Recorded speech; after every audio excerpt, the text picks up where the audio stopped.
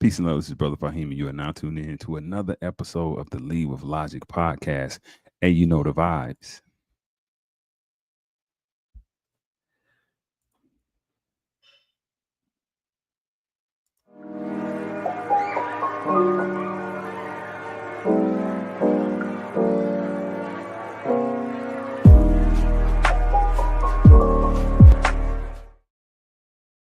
Peace, peace, peace. Welcome back, welcome back, welcome back. I'm Brother Faheem, your most gracious and humble host of the Lead with Logic podcast. Man, this is such a special day, such a special episode we got going. We got a special guest by my personal request. I've been trying to get this lady on since I met her. I am going to bring in a great friend of mine, Mrs. Tanya Carter. Let me tell y'all though about Miss Carter. She is a sales aficionado, an author, an entrepreneur, has been in business for 5+ years, you guys. Mhm. And I am blessed and honored to call her friend. And her name is Miss Tanya Carter. How you doing today, Miss Carter? I'm doing well. Thank you for having me on. Hey, thanks for being had on here. We love to have guests. Yes, I love to have special guests like yourself. I always tell people with the Leave of Logic. So when I build with entrepreneurs, it's great to have the big name entrepreneurs for monetization reasons. I understand that. But it's even more meaningful and more impactful to have people who might not be greatly recognized yet, you guys, but they're doing tremendous, paramount things. And you are the epitome of that, Miss Carter. And Oh, so thank you. we are very, very glad to have you here. What were you going to say? I was thinking that sometimes it's good to be behind the scenes because, somebody needs a wingman, so to speak, as you have these big names. Like I've worked with some big names, people, that you wouldn't know that I was behind the scenes doing what I do. So sometimes it's nice to be tucked behind the scenes. You learn a lot. Absolutely. And I'm a tall guy. I like hiding from time to time. You know, when you tall, Me too. everybody you can't Mhm. hide. You know what I mean? We Yeah. we we stick out, whether we want to or not. Yes, yes, I'm a tall lady, so I know what you mean. Yes, for sure. Absolutely. Listen, I know about Miss Carter, but my audience doesn't. So look, let's break the ice with a little bit of your background, right? What I always ask people, early life, schooling, where you're from, uh career path, things like that. You don't have to rush it, but you can start off with a little, Yeah. little something. So, what's fun is that I was raised in Seattle, Washington, and most Mm, people don't know Seattle. I mean, most people know Seattle based on Sir Mix-a-Lot, but my posse's they on don't know Broadway. really. Yes, and Najee. I mean, but for the most, and Kenny G, I should say. But for the most part, Seattle's tucked away on all the way in the Pacific Northwest. But that's where I was raised. That was home, Mm, and I was bused, so I got the benefit of seeing two worlds. And mm, that's really important because I was exposed to one thing growing up, mhm. but another thing as far as schooling is concerned. And that is really going to be important when I talk about my journey because it's these two worlds I got to live in. Right. Um, so grew up, my mom was a single mom. She held it down. I My work ethic is because of my mom. I don't know really now thinking about it how she did it, but she raised three daughters, and she did really well in her profession. So she started from the bottom and literally worked her way up to a really nice position in Boeing's in the IT department, which there wasn't back then a lot of blacks in IT. So she did her thing. Um, because of her, it afforded me to go to college. I was actually the first one in my family to go to college. Now, my mom actually ended up beating me. She got her master's later and my sister got a couple of masters, but I was the first. So it's important. It's important. I was the first. But anyhow, she But sent mama me to beat you though. school. Oh yeah, she made sure she understood. I understood who she was. So went to college, but went to college in Texas. Gotcha. So I went from one culture to another, Absolutely. even from Pacific Northwest to the South. I Yeah. love the South, and I had a great experience in college, and I learned a lot about who I was as a Black young lady at that time Hmm. because although we talked about Martin Luther King and things like that, we really didn't talk about who we are and our contributions. I learned that mostly when I went down south. Mm. So graduated school, college in 3.5 years. Tried to go back in Seattle. I couldn't go back. I was introduced to a son. I really liked the son, so I compromised and went to California. So I was in California for the majority of my adult life. Got married, raised two wonderful young men, Yes. and yeah. So as soon as I got them out the house and they were in college, I went back south. So I said, I'm out. So I moved back down south, and here I is enjoying uh, the southern life. The southern life. Wow. I heard that. Listen, y'all heard what she said. I got introduced to the sun. Because if you know anything about Seattle, I'm an 80s baby, so I know Seattle for Gary Payton, Sean Kemp, the Rain Man, right? And what an Yeah. ironic name, because the Rain Man signifies the weather there in Seattle. It rains. They have that famous fish market. If you guys have seen, you look it up. They throw the fish across the Flying fish, yeah, yeah, and they for throw the sharks. they Mhm, throw the fish mhm. across the store, and they get it. It's something. It's one of those cultural staples that you have to experience when you go to Seattle. But that's awesome that you were able to move around like that. And like you said, being able to experience two worlds like that, it gave you I would imagine it gave you a broader uh, perspective, a broader paradigm of the world, right? Of what could be accomplished. And then when you got down south, you were able to then appreciate it, because when you go down south, it's not like the West, right? It's mostly Yes, concentrated. It's two different societies, but it's rich in both of those societies. And you were in the Black society, in the thick of that thing. yeah, and you know what's so interesting? And we know it now because there's so much research done on Mhm. what you see on television and things like that. But even growing up in Seattle, my perspective of what Blackness was very sheltered, limited, that kind of thing. Going down south, I got to see and taste some of the richness of who we are. And once you understand that, you're never the same. So, the reason why I started with the two sides of the world, because it did affect me going into business. Mm, And so, when I went into the business world after I graduated, uh, I got a lot more opportunities because I knew code switching really well. mm, So I knew how to move in different environments because in Seattle, that's how I was groomed, so to speak.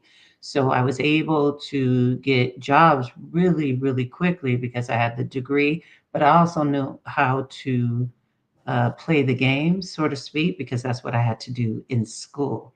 But that afforded me to see and sit at some tables that I'm not sure had I not had the grooming, I would have been able to do, if you know what I mean. mm. So, I do. I do. You know what? And mhm. that's interesting that you say that, because it's a conundrum, you guys, to the audience. It's a conundrum because how do you now stay engulfed, and how do you stay true to yourself and your cultural, right? But at the same time, navigate those spaces where your culture is not prominent, right? And not prevalent either. You don't see it a whole lot. So absolutely having some sort of exposure, I think that's good for a person's development, growth and development. Like you said, at some point, you should venture out. Maybe not in the early years. Maybe not in the early years. Maybe so. You know what I'm saying? Maybe so. Because like with you, like you said, you were I bust. Well, I actually think it's all based on purpose. So everybody's purpose is not the same.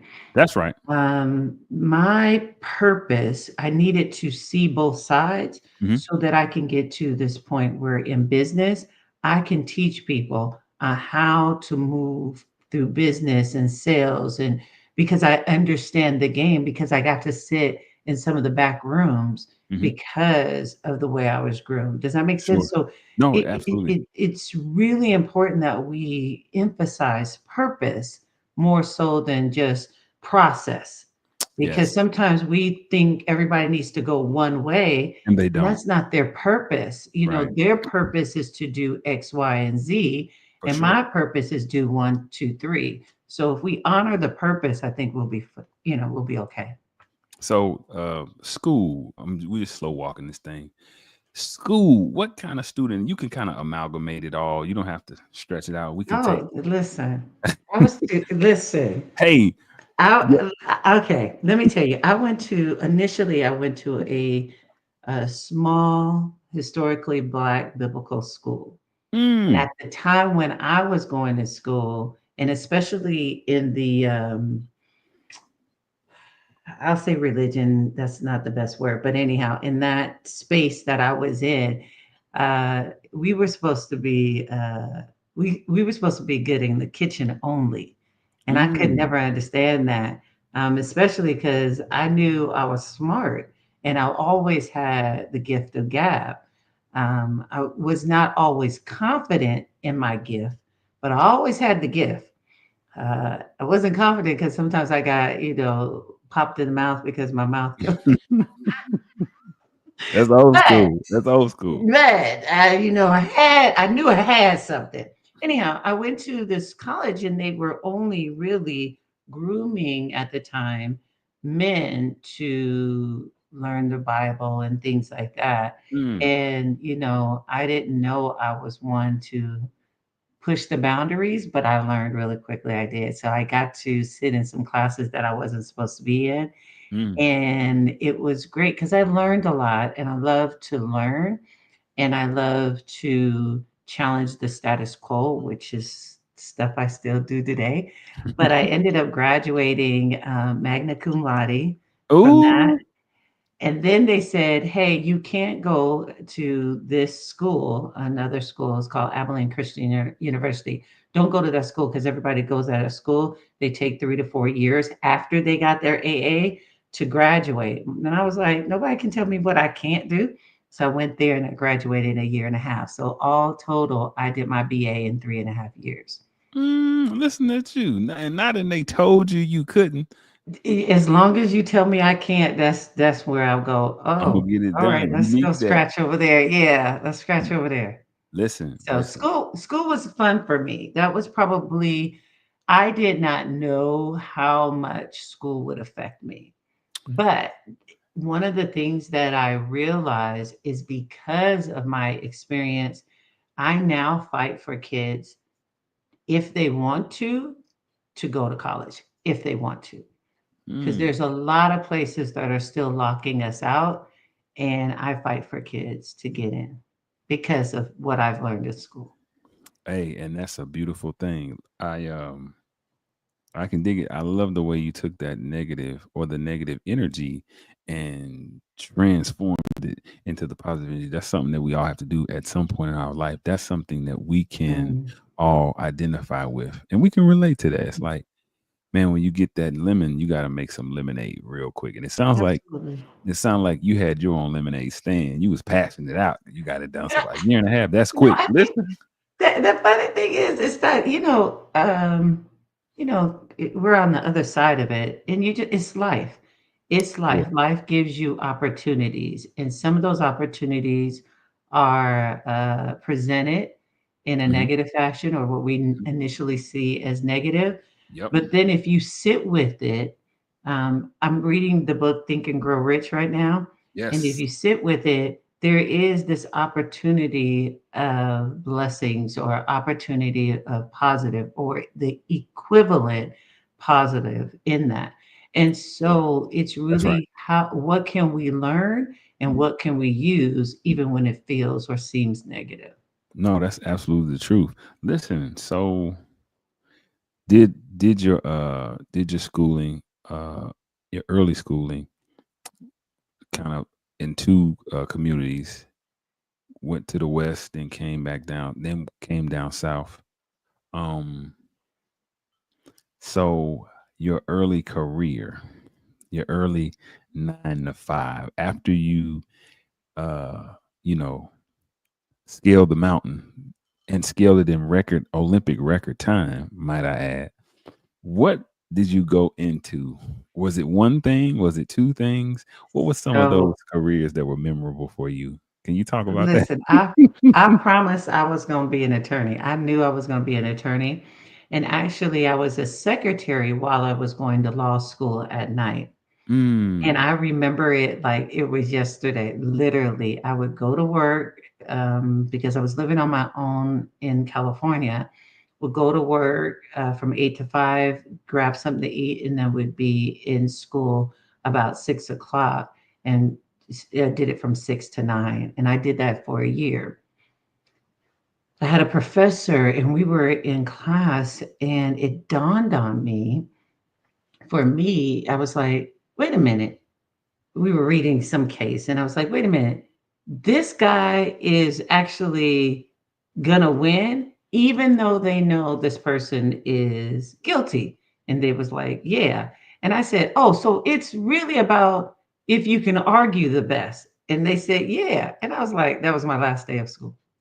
Last day of school. I could What? not, for me, I could not wrap my head around I may be asked to get someone off that I know is guilty. Now, things may have changed since I went to law school, and I may have had, just this one professor. But for me, hearing that, I was out. And the reason why that is important is because that sense of advocating is still what I hold today. And we'll talk about that a little later. But my early career was I was an administrative assistant, I was a marketing assistant, I was anything to do with administrative or supporting roles. That's what I did. I even did. I was an assistant for an attorney. I'm telling you, I thought I was going to be an attorney. Yes. Ooh, I can see it though, because you do have the gift of gab. Very persuasive, ladies and gentlemen. Very charming, very charming. She has Hmm. all of those things. So I can absolutely see it being befitting that you would be a lawyer because that's essentially what they do. But I'm not surprised by what you're saying, but it's really awful. It's really a shame. But it just shows your commitment to really helping people and also your affinity with integrity, right? Because you refused just because a person can argue. That means that they could be innocent, and the person on the other side argued well, so they now were being made to be guilty, and vice versa. And that's the law. I tell my children that all the time when they ask about what's the truth, what's justice, and I say, well, in the commercial, in the mainstream, the truth and justice are the same thing. They're what the powerful and those people who are in control wish and deem them to be, right? And that's what you're saying. Like, hey, if you can argue, then the truth is this is the type of justice that you're going to get. But that's a great segue into what I'm getting ready to ask next. You mentioned purpose earlier, right? When we were talking about school, you said, depending upon what your purpose is, that really can affect the route that you take. So I would ask, what was the aha moment for sales? What experience can you pinpoint it, Tanya, when like you just said, perfect, like you just said, when you were in law school going to be a lawyer, when you realized that the law was predicated on how well a person can argue, you said, no, I'm not doing this. What was the aha moment when you said, yes, I am a salesman and this is what I need to be doing? This is my purpose. So I have to take you before the purpose because you guys need to Sure, know sure. that. Okay. So I went from the high and mighty, I'm not doing this law thing, to getting laid off. I got laid off. I got laid off from a job. And the reason why this is important because this was the turn. Remember, we were talking about things that we think are negative Mhm. actually are positive, but I didn't know at the Absolutely. time.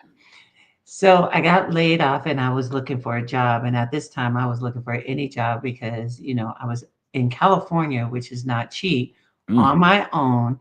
My family was in Seattle, and that determination, I was not going back home, that was in me. So it led me to um, interviewing with Sprint. And I was interviewing with Sprint at the time, and I was trying to be their administrative assistant. I had this woman look at my resume and said, "Have you ever thought about sales?" And true to Tanya nature, it's like, wait a minute, how much does it pay? Because all I cared about was paying my bills at that time. Them pesos, buddy. Listen, how much? And so she told me how much. And then she told me this thing about a commission. Well, I didn't know really what I was getting into, but the pay was more than they were paying the admins at the time. Very important. So Mm. I saw really quickly I would make more money even trying this job than I would if I came in as admin. Benefits, the whole nine. So I did it and I enjoyed doing it because of the money. I got trips, I got prizes, and then I got commissions. I was like, we can do this all day. I was so good at doing it. I got recruited from other different companies because they would hear about what I was doing in just in the industry. It was, and I was young too, and had no responsibilities except, paying for the little bills. I thought was a lot at the time. Now I was like, I would wish to have those bills, but that's a whole nother story. Right, right. Um, That's but right. I had a great time, and then I found out they would, send you places. So I got exposure to different countries and trips and things like that because of sales. I give you that background to say what happened was I ended up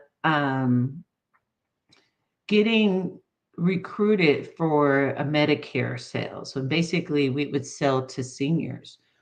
Well, that was the first time I had the dilemma of, do you do right by you or do you do right by the customer? And I Mm. remember I had a boss who was like, make the sale no matter what. And I was like, I can't. I can't. And they were like, then you're not a real salesperson. Now I knew I could sell, but I was still um, young in this profession, Mm. that whatever that person told me, I took as gospel. But I remember having that conflict inside of me. And I remember walking away and having to quit that job. It was hard, but I remember having to quit because I wouldn't take advantage of a senior. The reason why I'm telling that story, um, fast forward a few years, I end up working for this small business who sold labels to hospitals. And I remember interviewing with the owner and some managers. I was like, "Can you make some money off of selling?" I called it stickers at the time. You can make money with stickers. They were like, "No, it's labels." But it was my entree into the medical and healthcare, and I did really well, and I moved up the corporate ladder. Well, that conflict came again when I was director of sales. Uh, Make a long story short, there were some things that were happening that were just not aligned with my ethics. And so once I found out, I was like, I will not stand before my team one more time asking them to work hard, knowing that somebody can take their money from there. So Mm. again, I had to step away. So I found myself in these places where I could, go up the corporate ladder, but there was a place where I just wouldn't go. And I wish I could say, oh, I was just this strong person. It wasn't. It was just like this conviction, like, if I do this, there's a part of me that I was about to lose. I didn't know. It was like, this is how I'm just wired. But anyhow, but that's how it happened for me. So it wasn't like I went into sales for some honorable thing. No, it was gonna pay the bills, made a lot of money. I got trips. It had a fun time. But as I grew in sales, I saw the shady side of sales, and then I just couldn't do it. So, Wow. So if you guys are listening, that is very deep, but I see a silver lining in what you're saying, and how you have determined which way you were going. It seems like you've always moved in purpose, because here it is, two separate incidents that were really based on integrity, right? First, not wanting to be kind of a scum bucket, for lack of better terms, and mhm. lie uh, for the affirmative, or the negative, right? uh, in law school, and here it is, the same integrity issue popped up yet again in sales. Maybe differently, but essentially the same. No, Hey, listen, yeah. uh, we need you to forego the people and look at the profits. And you stood strong, like, no, I'm not doing that. I'm not. And that is beautiful, because it sounds like you found your purpose, whether you knew it or not. In law school, your purpose was to help people. And it was confirmed once you got the sales, like, no, I'm not selling. I'm not going to sell these people out. I'm not going to do that. Sorry. And You that, make it sound so beautiful, but that's not how it wasn't so beautiful at the time. But you make it sound wonderful. It really was this aching, like, oh my gosh, what am I gonna do? How am I gonna pay my bill? It was this wrestling. mhm. I love how you say it because it that sounds like beautiful, but it wasn't. It was more like I'm gonna have to find another job. How am I gonna pay this bills? No. And but that was my Yeah. reality. I wish I had the knowledge that yes, this is what I was gonna. No, it was more like, No. Yeah, oh hey, my gosh. yeah. No, no, no, no. That was the reality. But Mhm. there's a little bit of pain. Pain and pleasure are the two of the same concept at two different ends of the spectrum, and they go Yeah, together. The pleasure of standing by your purpose did not make you immune from the pain of having to live in the yeah, reality. So, yeah, as a young lady, you didn't know what the back pain was going to be, but you yeah. absolutely were willing to stand and have the pleasure of saying, I stood on my principles and my integrity. And the reason that's beautiful is because moving into the next, right, in the next direction that we're going, I would imagine, or I would ask, at what point did you become an entrepreneur? Because you guys, we're gonna go into her Instagram. I'm gonna show you guys her Instagram. We're gonna show you guys her business page, right, so that you can see what she does and what she has going on. But on her Instagram, you're gonna hear some things, and let me give you guys a few quotes that really touch my heart, right? Because she has a on Instagram, she has a series called Lessons from the Field, and in Lessons from the Field, she really gives life wisdom, right? Life, knowledge, wisdom, and understanding, but it's cloaked in the veil of sales. It can apply to sales, but Mhm. really it can apply to life. She talks about being a consumer versus a producer. That's life wisdom. She talks about being the CEO of my last name. That's life wisdom. She talked about action conquering fear. This is all life's wisdom, meaning, you guys, this is classic. This applies in whatever discipline that you are in. This is my favorite, y'all. She said, maybe the real secret to being great at sales isn't becoming someone new, it's remembering who you've always been. That Mm, is so beautiful. So, mm.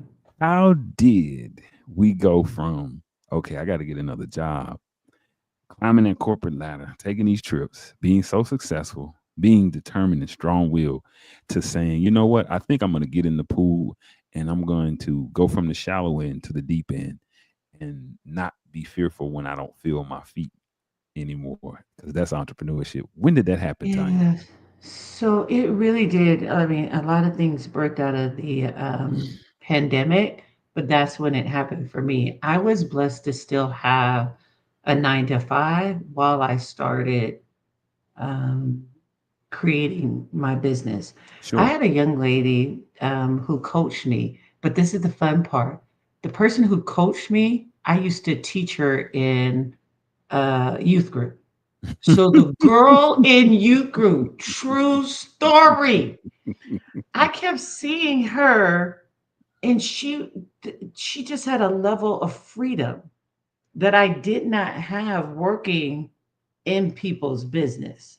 And I kept watching her grow as an individual. And so when everything was going down, we didn't know what was going on. I asked her, how did she do it? And she basically coached me. Very humbling experience to be coached by the person you used to coach, let me tell you. But best thing ever.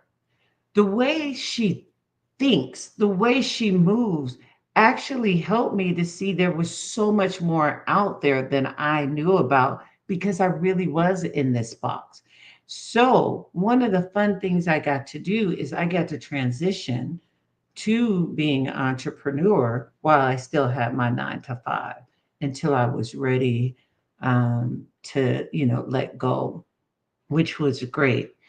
Um, and in that, because we both shared um, principles, we were able to talk about what kind of entrepreneur I wanted to be. And at the time, there still is a lot of noise in the industry. So really honing in on who I want to become. And I'm still refining it. I think it's a constant, being honest with yourself and in prayer time and things like that of who do you want to who are you really trying to become, who do you intend to become. And so that's how I got it. But I thought I was going to help people with their finances. What ended up happening, I kept being asked to help businesses with their sales, and it became so much business that I needed to uh, inquire other people to help me to service these people because they were needing help in sales. And so from there, that's how I built the organization. Um, but yeah, it's another way. I was not intending on selling per se, but yeah, sales was like, no, this is what you're going to do. Wow, that sounds amazing. And wow,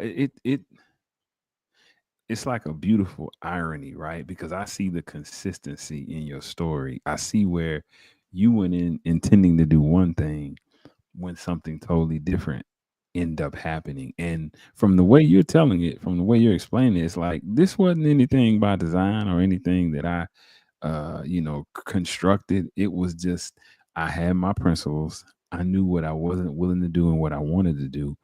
And, it kind of happened in that way. That is awesome and amazing. And yeah, I love what you said about having a 9 to 5 while you had your business, right? Because whose book? I think it was Charlemagne the God's book, Black Privilege. He talks about it in there. I hadn't read it all. I've read it in spurts. I got to read it Mhm. all. But he said something about funding your dream. He said it's nothing wrong with it. You got to fund your dream. You That's got to right. keep the lights on while you are trying to get your business off the ground, right? You have to be able Absolutely. to chew gum and walk. And so I thought that it was beautiful that you highlighted, hey, listen, I was able to have a 9 to 5 in the midst of running my business. And it Yeah. got so plentiful.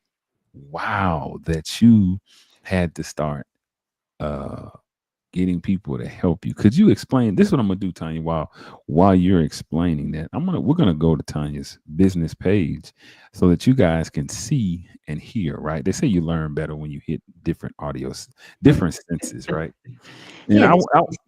I want you guys to learn about Tanya very well. And so this is what I'm going to do.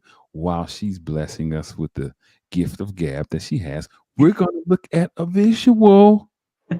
We're going we're going to look at a Well, visual. the fun thing is, one of the things that I get to do is I get to do sales, but I get to do it in the way that I want to do it with Mm, integrity. And so this has been so good for me, but then it's good for others.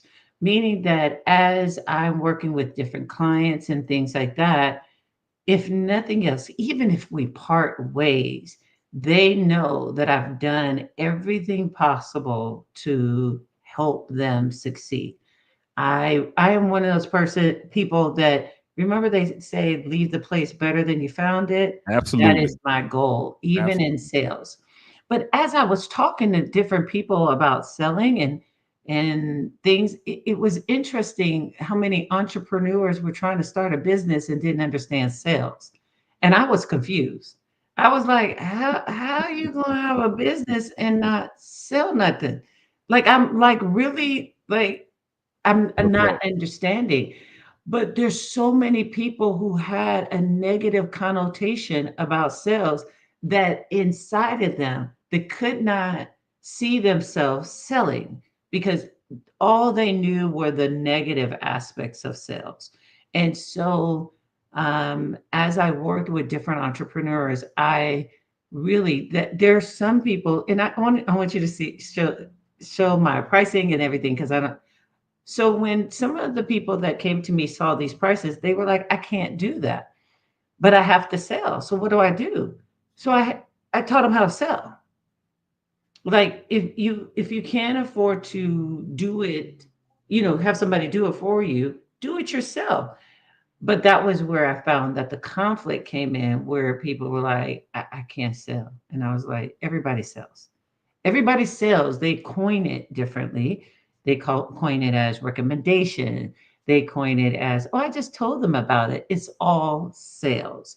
And so as I worked with different people on selling, I saw a trend that the same integrity issues I had, people were having, and it was blocking them from actually selling. And so I teach people how to sell with integrity. how to sell with integrity. Hey, listen, and that's exactly what you've been doing, moving with purpose and integrity, and you've just bottled it up and tailored it to what it is that you have seemed like fate and destiny chose you to do, Tanya. But listen, listen, listen. This is for my viewing and listening audiences. We are now on Miss Tanya Carter's CC business page. Her phone number's on there at the top over there to the right, and you can see it's very nice. She has a informational on here.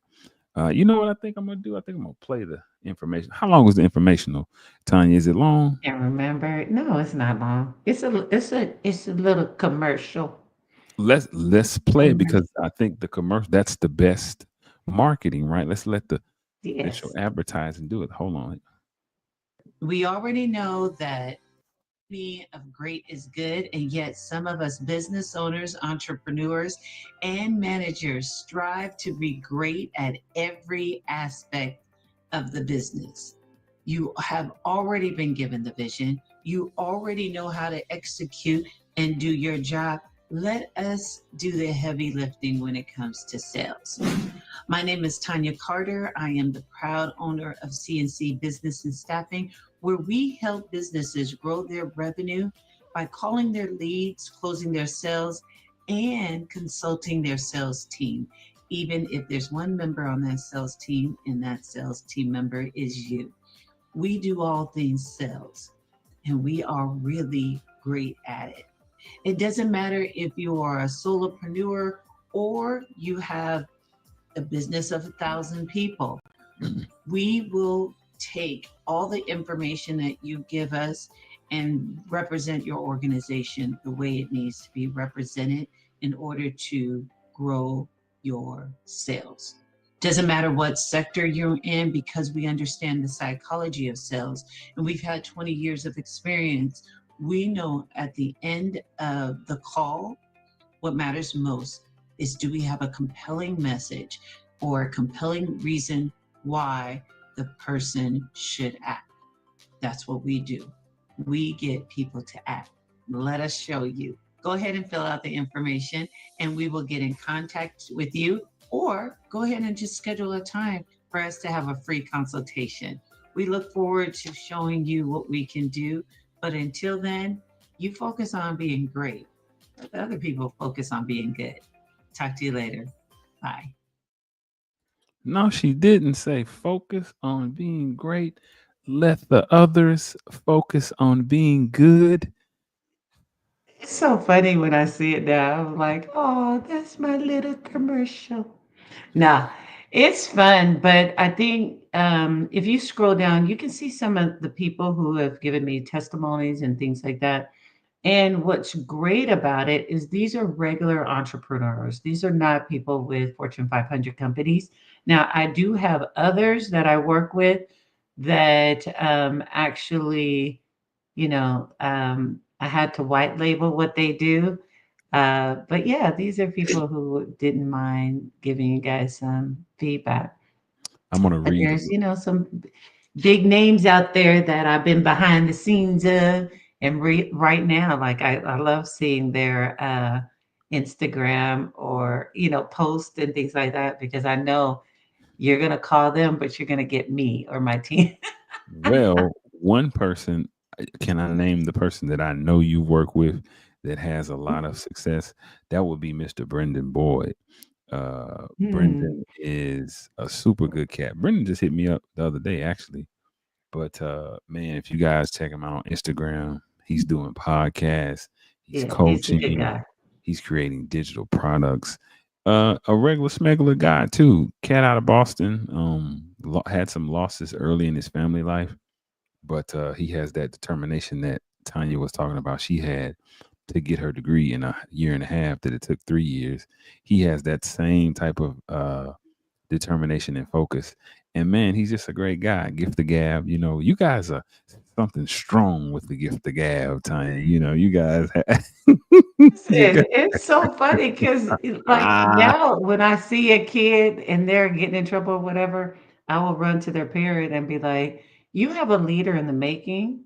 So if you steer it right, they're gonna run something.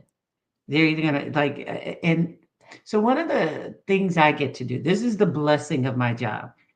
I get to be the salesperson behind the discovery call. mhm, And so there's one client I have, and what they do is they help kids get into college and specifically top tier and Ivy League schools, right? Well, mhm. I get to talk to these families to help these kids get into school. And I get to tell the kids, what do you want? Let's forget what mom and dad want. What Mhm. do you want?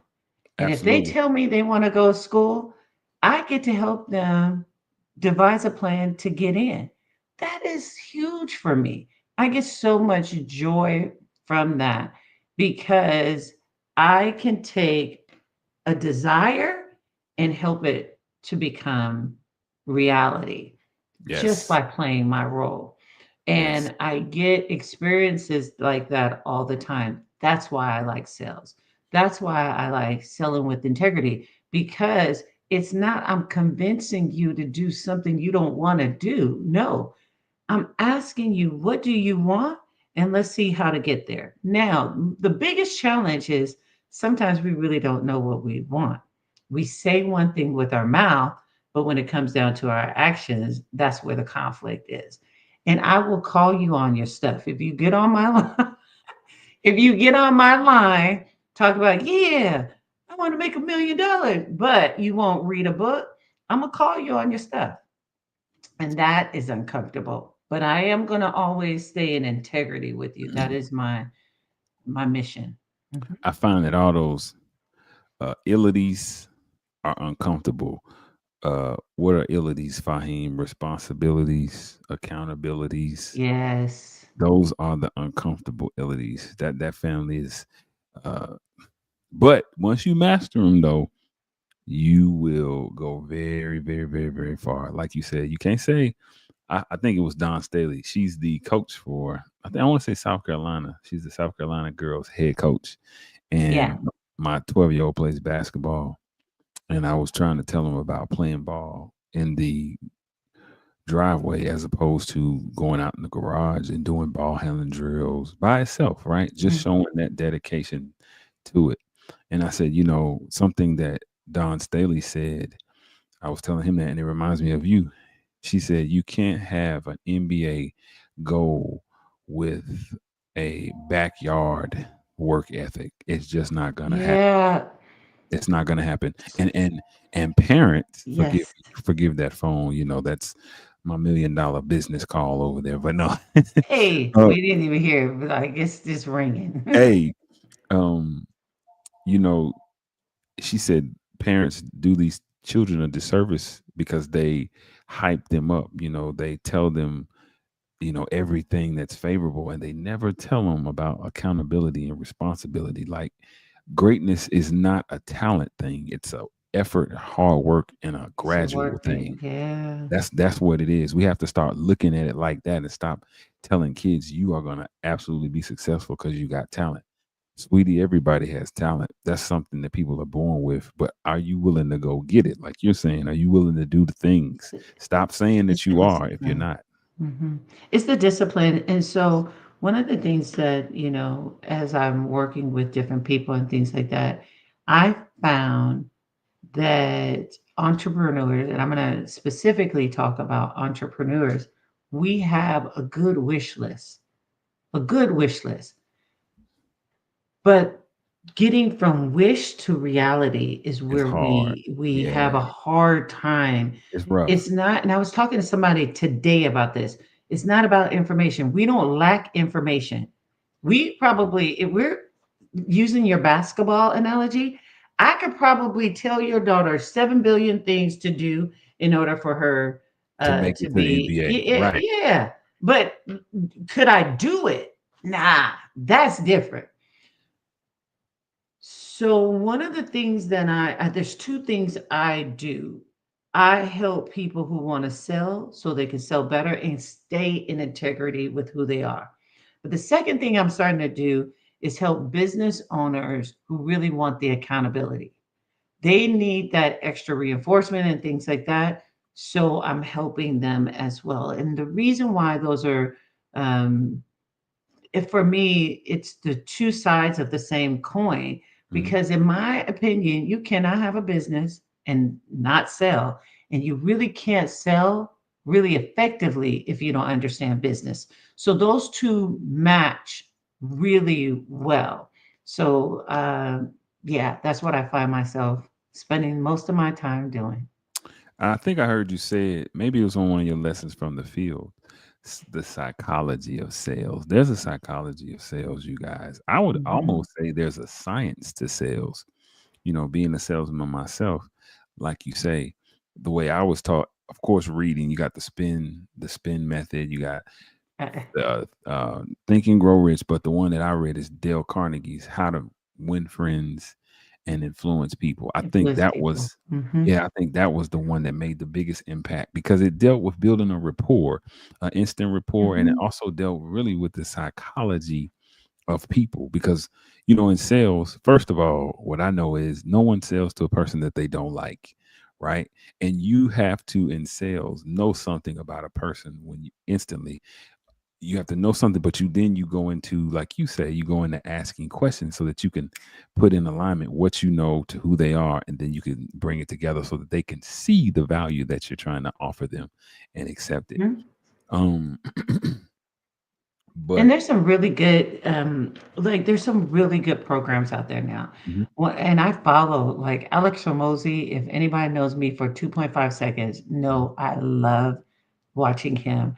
I actually like how the format that Myron Golden does, mhm, in his selling approach. So there's some out there. There's a guy named, what is his last name? Johnny. I forgot his last name, but there's some really good ones out mhm. there. The reason why I'm saying that Yes. is it's not one size fits all. Oh, it's not. It's not. You really need to find what works for you.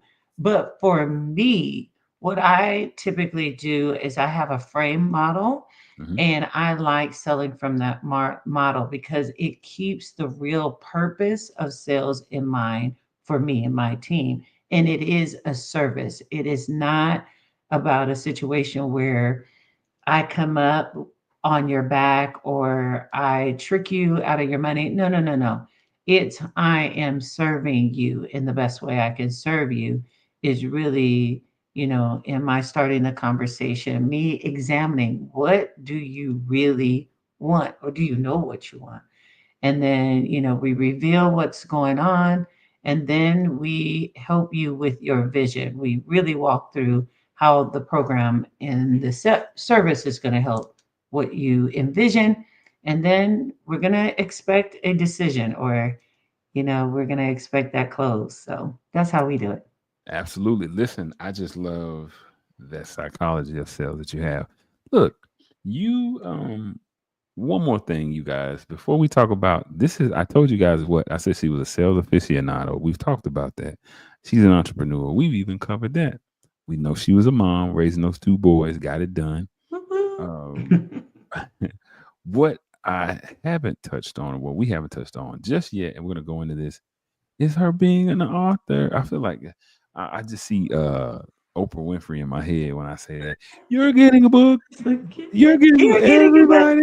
Everyone's getting a everybody, book. everybody Yes, getting a book. but technically, everybody is going to get a book. Yes. Yes. Yeah, Yes. so I wrote this book, and it's based on the principles we talked about here. I want people to feel comfortable with selling, and I don't Mm. want them to feel as if they have to sell their soul in order to make a decent income. I know there's a lot of businesses out there that talks about they talk about how they made millions and millions of dollars. I'm not one of those businesses.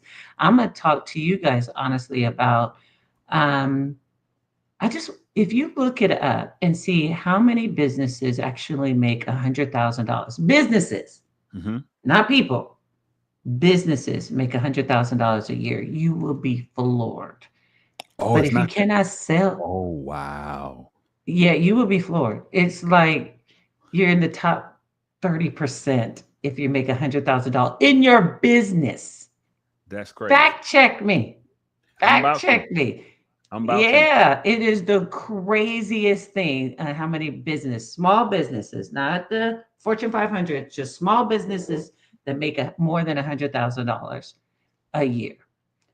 It is time we figure out how to sell. Sales and marketing, and how to do business fundamentals. Okay. How many small businesses in the US make more than wow? Hold on, you guys. I gotta stop sharing so that I can share this. Hold on.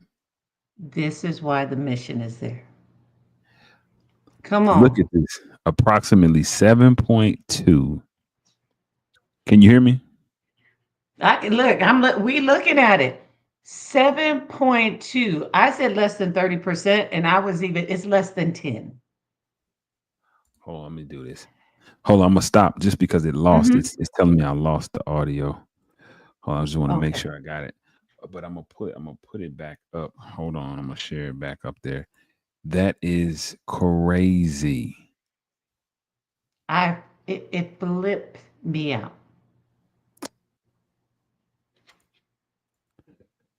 That is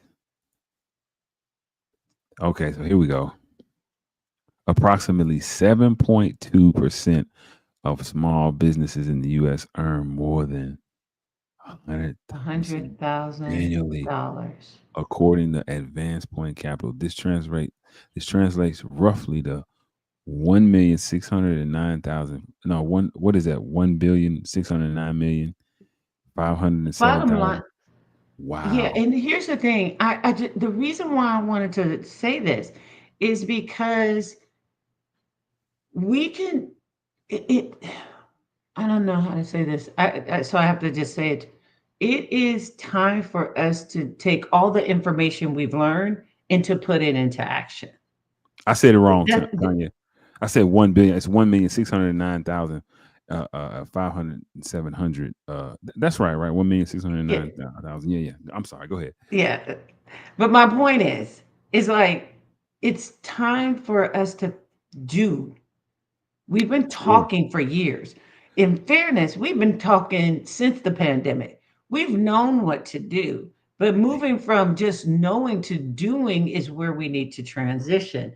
And so this is my this, this is where I love to help. And,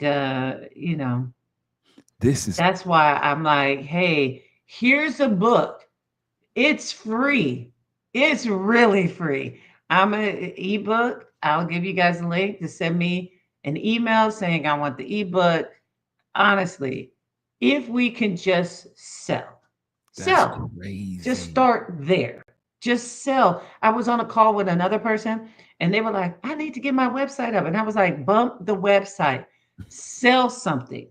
Because if you sell something, then you can take that money and reinvest it in your Into a business. website, right? Most people want to, they want to do all these things and then start selling. And I'm like, no, start drumming up demand for what you have to offer and then use that money in order to continue to make it better. But if we're not selling, the IRS says if you don't make a profit in the first 3 years, you're really A hobby. you're a hobby. That's what it says. That's another fact check me. A hobby.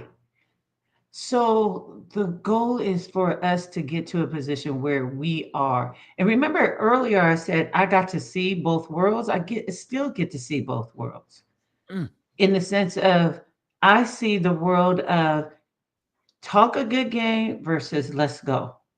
And those that are on the let's go, if it's just a matter of you need someone to go, I need to hold you accountable for this, this, this, I got you. I got you. But we got to sell something. Because Ooh, right now, that hurt. That hurt. That was a gut punch.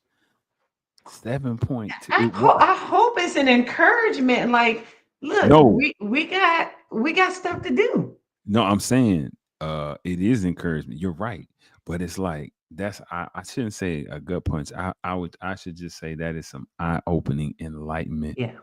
that you have just sprung upon me because I never. Because what I'm thinking is, if 7.2 are at the six figure mark, yo, what are the other 93.8? I mean, yeah, you Like know what I'm saying? well, 92 point 2% of it, like 10, it really 92.8. shows you the 10%, right? That's Mhm. 90% of us not hitting $100,000 in a business. That's not profit. That's just the revenue coming in. That's just revenue coming in. That's not profit. So we get an opportunity. And but for me, there's three things in a business, or two major things in a business, but sales and marketing. Sales and marketing. You And know if you what? can nail those two, you got a shot. Listen, you know what? That's I follow people like uh 19 Keys, Mm. right? I follow Ben X. I follow Wall Street Trappers. Earn Your Leisure. I follow Boyce Watkins, where we met. Yeah. I Yeah. follow all of these people and I say to myself, what do they do different from me? What do they have? What is strong? Obviously, they've put in the work. I get it. But what is that crown jewel that separates them, that really brings them? What's their strong suit? And like you say, it's if it's not sales, it's marketing. And when it's both, they really take off. But all of those people that I named, that I mentioned, their marketing is second to none. Boyce Watkins, Earn Your Leisure, 19 Keys. You see them over and over. And they have resources, ladies and gentlemen. They have an allotted amount of resources that they spend Mm-hmm. on sales and marketing. Uh, I think out of the two, though, marketing is the easiest that anybody can do because it's really you cook a cake and cut it up and serve it. What do I mean by that? As a content creator, there are apps now, right? I use Opus. I can load in an hour worth of content, and do you know that I can get a whole month's worth from that 1 hour? It would chop it up. That's marketing because when people see my product, they say, that's the demand that Tanya is talking about. Create that demand so then that can roll into sales. So they almost go together. Tanya, would you agree? Sales and I marketing do. do. Yeah, so even in business, sales and marketing work really together. It Mhm. is a frenemy kind of thing. And the reason why I say a frenemy is because the marketing must happen in order for the sales to happen, but the sales Absolutely. must happen in order to pay for the marketing. You get what I'm saying? So I do. they're in competition and they're friends at the same time. So for me, it is the perfect couple, the perfect couple. Now, one of the things that I found myself because my team white labels for other people, Mhm. my clients have the marketing, and because we sell, we just piggyback on their marketing. So there's a Mm. lot of different people that we sell for that when we pick up the phone, we say, "Hi, this is XYZ." Or when you're on a Zoom call, you may see me or you may see my team. Why? Because it's more important for my clients to look good. It's more important for me that my clients look good.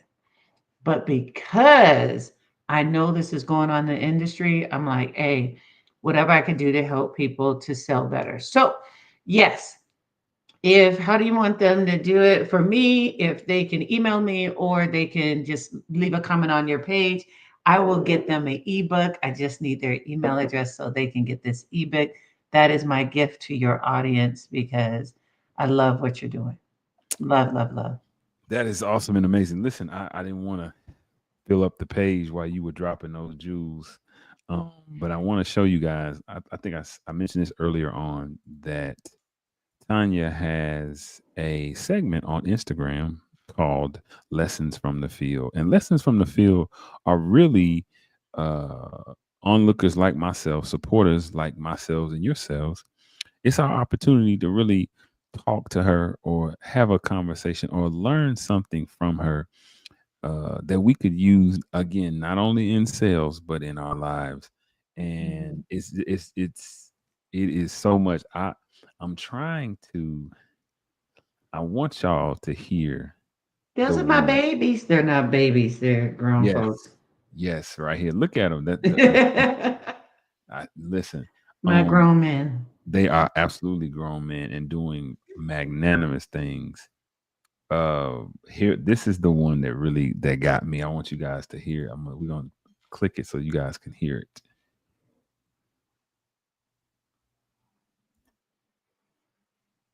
Okay, I'm sorry. Here we go. Can you hear it? Mm-mm. I can't hear it either. Just yeah, that so let me tell you where lessons from the field came from while you're Please, yeah, doing yeah. that. So I Since found elementary. myself being yeah, You heard that's it? that's the one. But now I do my voice. So I do my voice audio because the AI wasn't doing the emphasis that I do when But I'm you want it. You want to get one with your voice? We can get one with your voice if you want. No, no, no, no. I was just really saying what I was finding is as I was interacting with my business owners, my sales team, or things that was happening with myself, I wanted to share those lessons learned or those thoughts. So it became this diary or journal about things that I'm finding in as I'm working. And I had people who have been on my team in corporate America, whatever, they still listen to it because for whatever reason they don't have the same type of training that they used to have with me, but they feel as they get that training when they listen to those articles. So it's so fun that you got to hear some and you like some because that's where it came from. It's like these are my thoughts or some things that I'm running into. And this last one with Prince, I was loving it because I was like, Prince was a goat even in sales, but we don't see him as a goat in sales. But he negotiated the best contract.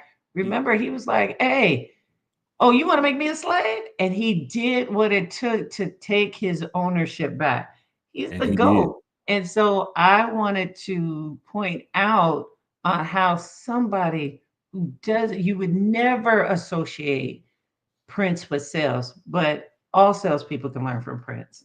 All of Listen, them. I want to show that's absolutely, you know what? We'll show that one because that is the last one. And it's quick, right? It's quick. Yeah. You see the, Can you see it? Can you hold on?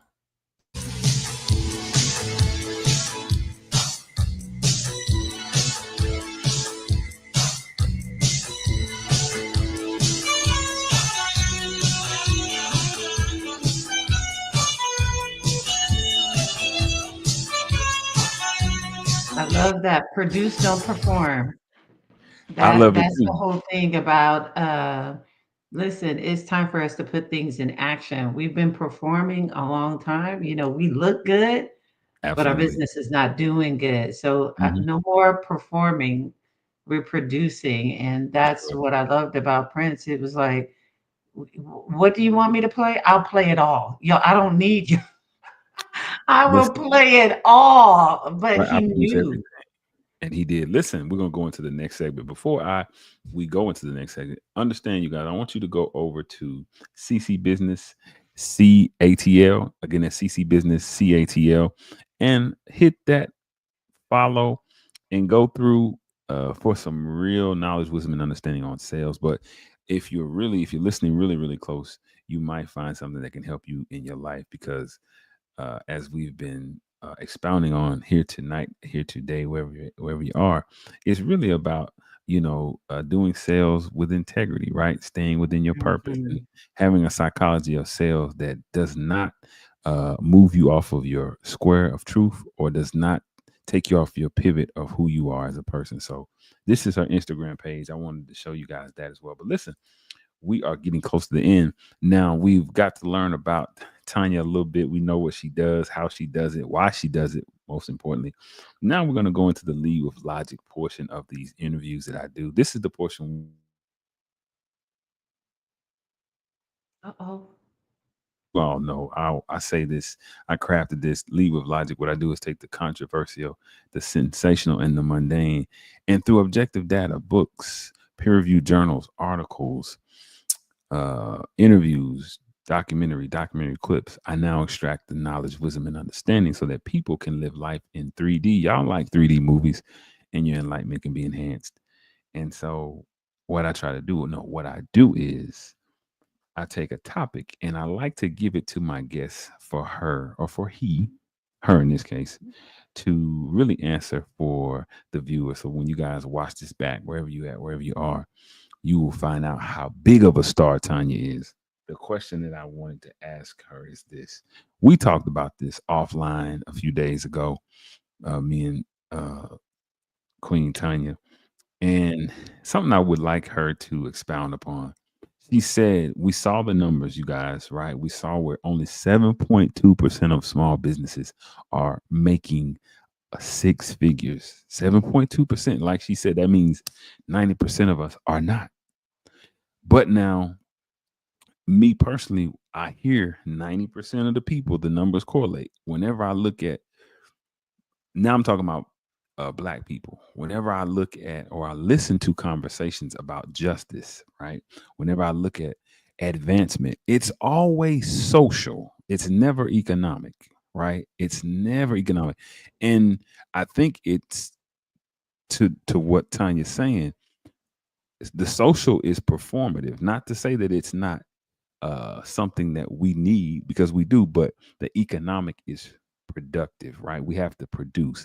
So I would just want you to kind of expound on social justice versus economic justice. Your thoughts on that, Tanya, in this new, uh, in this new time that we live in.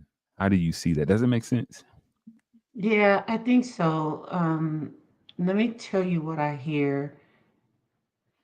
So for me, yeah, Hmm. I'll start with me. Yes, If you ask me if I had to choose between social justice and economics, I'm gonna take economics. me too. Let me tell you Me why too. though.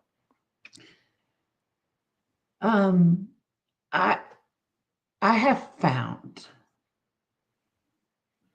and just in my experience, because I can't talk about everybody else's, but Sure, I'll sure, talk about my experience. sure, sure. I have found that even in places where they did not like who I was, they had to respect what I did because I was able to pull in what they cared about. Do you understand what I'm saying? Absolutely. So I sat in it, like I can, there was a time that they flew me out first class to sit amongst people. Nobody looked like me. Everybody looked like my shirt. And they listened to how they were going to turn their business around. Be it's about, if we can get to that economics, we can build things out. We don't have to ask permission. We don't have to ask for anybody to think anyway about us. We will come to the table with the things that will move, in my opinion, the needle. That's how I see it. So for me, I rather equip my people on how to make the money and how to make their money for them. So now they sit in a position in power, in ability to have opportunities, in ability to make some choices where if I keep asking people to see me right, treat me right, that kind of thing, it doesn't change. It does not change the things that need to be changed. Now, if I could do both, that'll be great. If I could do both, that would be great. Please do not get me wrong. But if I have to choose, I'm gonna choose this. I'm gonna choose this. I have found that being in position to have resources, I help more people. I have people that I hire. I have families that work for me that I know that I'm helping them create a better life with real tangible ways of making, you get what I'm saying? Like I I do. can go to the people and they can say, I now get to do X, Y, and Z because I work with you. That to me is important. But my purpose and the reason why I probably do good at sales is because I have to see us hitting a goal. I can't see that here as much, but I sure can see it in the economy. And so even in this situation where we don't know what's about to happen within this current political environment. We have no clue about what's going See, on, and see, it changes every single second. But what we do know, if we have the resources and we need to bounce, we're gonna be all we right. need to be able to do that. That's right. So for me, my focus right now, my head is down, my people's head is down, and we're focused on getting the right resources and bringing everybody that wants to come with us, we're bringing them with us. That's the focus. But outside of that, I mean, that may be somebody else's purpose. So do not get me wrong. I need them in position.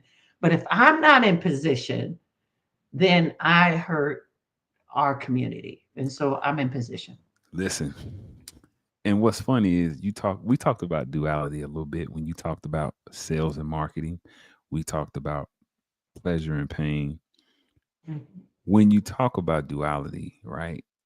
Justice, social justice and economic justice are almost dualities, but the way what I know is one can produce the other, but the other can't.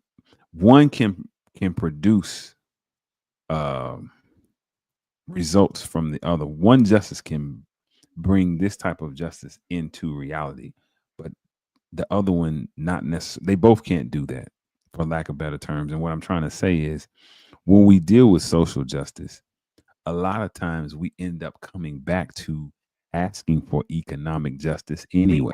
have to We end feel up it. coming back. Jobs, right? I am a man. I need a job. That's what it always, have y'all noticed that? Go do your research. It always goes back to, I want some economic opportunity. But see, if you build, there are times of history where we've built, right? That's what I like to focus on, Tanya, with the young people. The leaders are great, like you said, and there's a place for that. But we need to be introduced to those economic builders, those people who said, what is it that we can do? What can we produce so that even if we're denied this, we're still sufficient because we are fortified economically. We don't depend on anybody else. And matter of fact, like you just said, you're an example. When you are solidified economically, that's when other ethnic groups will come to you. That's when they'll say, hey, Tanya, we need you to come in and tell us or teach us or help us uh, make this strong. Hey, we see what you're doing in sales. We're going to recruit you, right? You had an economic foundation, right? You had something, maybe not economic foundation, but you had something that was needed, that was necessary. And I just find But with what economic justice does no, that. It gives us that, like, hey, we can live autonomously, and you might want to come to us. You know what I'm saying? yeah, and what was great is I got to bring all my people with me. See, that's I brought my crew with me. right, I brought like my people. So right. everybody, so for me, I found that all of us came up because I was in position. Mm, And but that goes back to purpose. My purpose is this. So when you don't do your purpose and I don't do my purpose, we end up hurting the community. mm-hmm. But if we both stay on purpose and everybody we talking to stays on purpose, then we all can come up. Is my point. So we started this thing, and I want to respect your viewers' time, but we Yes, started this thing by saying, it's good to talk to the people who are really out there, and you see them and highlights and da da da da, and that's great. But there's somebody got to be in the background holding it down. that's right. For me, that's what economics does. It's like, yes, somebody got to be in that background so that when you need the resources, somebody has the resources for you. That's right. Boom. So, That's right. yeah, so it's like everybody doesn't have to be in front. That's not, but everybody better be on purpose. Everybody better be on purpose, because if we're not on purpose, we hurt the whole community. That's why I'm saying for businesses not to be making money because we can't sell, we're not on purpose. That is not a business. That's why I go there, because to me, it is always about purpose. Always about purpose. So Hey, hey, what'd you that's say? my 2 cents. Tanya's 2 cents. No, no. That is absolutely wonderful. Like I say, I appreciate that. I really appreciate that. Listen, this has been great. And I would tell you, Tanya, the same thing that I tell all my guests. Don't jump off just yet because we're going to end it, but I'll meet you behind the scenes. So you stay put. You stay put. But look, first I want to say thank you. And this interview has been super enlightening, super dope. And really, you guys, whenever I talk to Tanya, this is really how we talk. It's really just like another conversation that we have. It's It nothing really different. is. Nothing outside of the norm for us. Well, I But didn't know where we were going in this conversation. So, yeah, because, we can go some places. So I'm everywhere. glad this I worked out. try to keep it. I try to keep some structure. I try to keep us You going in did. a You did good because we will have some right. conversation, We've and been I'm here. like, Look, I we've don't been know here if we all want to tell night. all We've this. been here all night. First and foremost, before I say what I'm going to say, I like the shirt that you have on, Tanya. You like this? That You like this? So man, I got to be honest with you. I don't like wearing everybody's stuff, but I loved when I saw it, and you know how we met. But when I saw it, I do have that idea of I do lead with logic. I'm a yes, very emotional person. Do not get me wrong. I'm me very too. emotional. Yes, but at the end of all my emotions, the logic is why I do what I do, and especially in the business realm. Um, don't get me wrong, I don't throw out my emotions, but I Sure. do kind of lead with logic. So when I saw it, I was like, Remember, I chased you down for my sweatshirt, but that's You another did. whole thing. You did. You did. But I wear it in working with my sales team because it's a great reminder because we are salespeople, are driven people, and we're emotional and things like that. And we do have to take a step and say, what's logical? What's logical? So, Listen. yes, so I did want to represent. I love it. I love it. I love it. And she did. I'm, I'm gonna tell you guys. That's what I was gonna say. See, it's so much has happened, and time moves so fast. It's been about what? It's been three. Has it been 3 or 2? It's Isn't been that 3. crazy? It's It's 3 years. been 3 years. Yep. And that Wow. is I didn't even want to go to the conference. It was the biggest Wow. blessing for me. Yeah. That's a whole Wow. different podcast. We got to let these people go. We do, but listen, I'm gonna say this. Um, because they're gonna watch it back. They're gonna watch it back. Yeah. They're going to pause. And I'm gonna Go put it to- out so that they can. I'm gonna remind them with these clips. You done gave me so many clips, so many great shorts. Hmm. When I met Tanya, uh she was exactly who you guys are seeing. Beautiful, charismatic, charming, masterful with people. Masterful with people. I mean, totally masterful with people. I mean, just interacting and engaging. I was like, I see how she's in sales. And I was honored that she liked the concept. She got it right away. Her and mom, Yeah, they we both did. got it. They We got did. it right away. They got it right away. And so we just kept up over the years. Mhm. Um, she allowed me to speak to her, and she allowed me to kind of observe and witness and look in and come in on her journey. And she's also always lets me know she's willing to help. I can call her and say, "Hey, I got this," and she'll say, "Well, let's see what you got," and we go from there. And man, she is one of the people that I'm definitely going to have back. One of the Mhm. people that I just wanted to say thank you to for doing this, Tanya. This won't be the last time because I know there's great, great, great things ahead of you. Like I say, she has something to tell you guys about her book that I can't wait. Um, but I just wanted to give you your flowers and say, I think you are a wonderful and marvelous, not only sales aficionado, but you are a wonderful queen.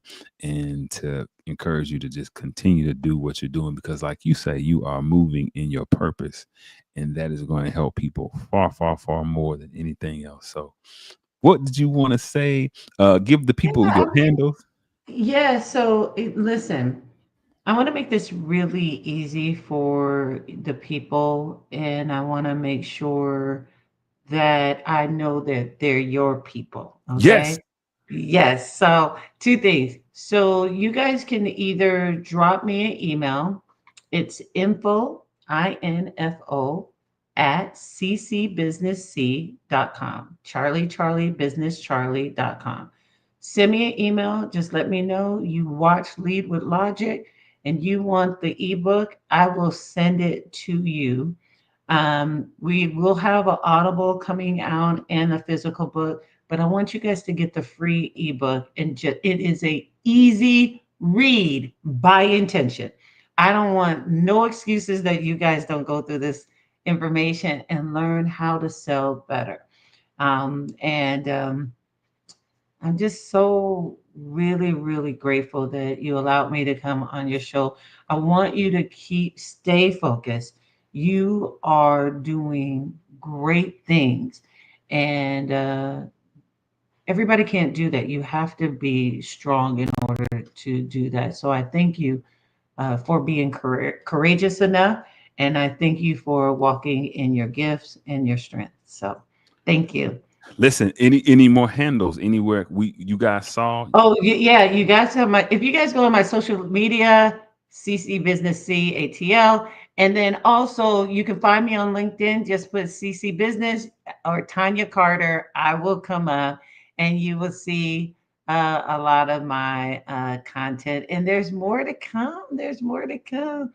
So Absolutely. I found Absolutely. somebody in their gift and they're about to walk in their gift and I'm about to walk in mine. So That's right. it That's was right. nice. Thank you so much. Yes, like I say, don't leave just yet. Don't I like won't. when it's over with. I Listen, you guys, another great and special episode of Lead with Logic. Like Sister Tanya Carter just told you guys where to find her.